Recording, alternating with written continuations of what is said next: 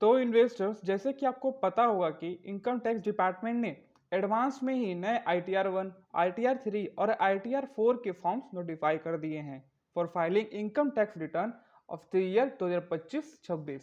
और साथ ही साथ नए फॉर्म्स में हाल ही में बजट में चेंजेस को भी इंक्लूड किया गया है, पर जो बेसिक स्ट्रक्चर है वो ऑलमोस्ट सेम ही रखा गया है। तो चलिए जानते हैं कि कौन से इंपॉर्टेंट चेंजेस हैं जो आपको पता होना चाहिए फॉर्म सेलेक्ट करने से पहले।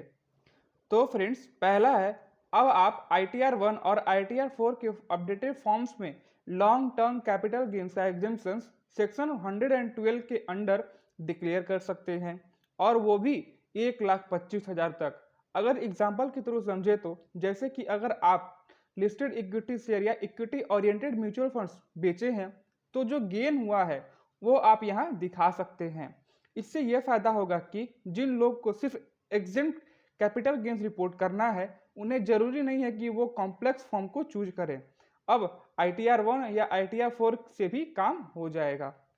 और दूसरा है नए टैक्स रिजीम से छोड़ने का डिक्लेरेशन। तो फ्रेंड्स, जो अभी नया टैक्स रिजीम आया है वो अब इंडिविजुअल टैक्स पेयर के लिए डिफॉल्ट रहेगा, लेकिन अगर आप पुराने टैक्स रिजीम को चूज करना चाहते हैं तो आपको फॉर्म 10 IEA सबमिट करना होगा। और अगर जिन लोगों की बिजनेस या प्रोफेशन से इनकम नहीं है वो हर साल अपना रिजीम चेंज कर सकते हैं, लेकिन अगर आपका बिजनेस या प्रोफेशन से इनकम है तो आप ये चॉइस सिर्फ एक ही बार चेंज कर सकते हैं। इस अपडेट से अब ज़्यादा ट्रांसपेरेंसी रहेगी, लेकिन अगर कोई इंडिविजुअल अगर पुराने टैक्स रिजीम चूज करना चाहते हैं तो ये पहले ही देख ले कि उन्होंने फॉर्म 10 IEA में जरूरी बात इन्फॉर्म कर दी हो।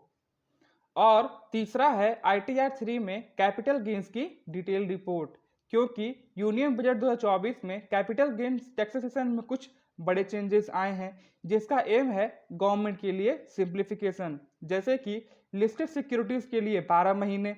और बाकी सभी एसेट के लिए इंक्लूडिंग अनलिस्टेड शेयर और प्रॉपर्टी अगर 24 महीने से ज़्यादा होल्ड किए हैं तो। और साथ ही साथ प्रॉपर्टी के लिए टैक्स पेयर के पास ऑप्शन है, या तो वो 12.5% विदाउट इंडेक्सेशन को चूज करें या 20% विथ इंडेक्सेशन को चूज कर सकते हैं,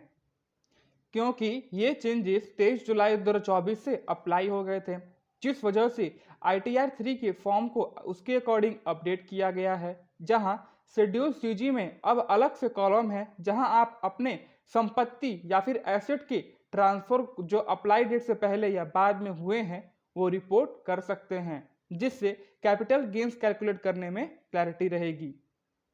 और चौथा है सेक्शन 80C के अंडर डिडक्शन के लिए ड्रॉप डाउन ऑप्शन। पहले क्या होता था कि टैक्स पेयर को एक लमसम डिडक्शन अमाउंट डिक्लेयर करना पड़ता था, लेकिन अब नए फॉर्म में एक ड्रॉप डाउन मेन्यू दिया गया है जिससे आप ये स्पेसिफाई कर सकते हैं कि आपने किस टाइप की एलिजिबल इन्वेस्टमेंट की है और उसका डिडक्शन अमाउंट कितना है, जिससे प्रॉफिट ये होगा कि ट्रांसपेरेंसी बढ़ेगी और इनकम टैक्स डिपार्टमेंट को क्लेम क्रॉस वेरीफाई करने में हेल्प मिलेगा।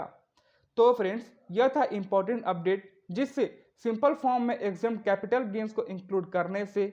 रिज्यूम डिक्लेरेशन का प्रोसेस क्लियर होने से, डिटेल कैपिटल गेन्स रिपोर्टिंग से और स्ट्रक्चर डिडक्शन डिस्क्लोजर से अब टैक्स पेयर और भी बेटर तरीके से अपनी एक्यूरेट रिटर्न फाइल कर पाएंगे।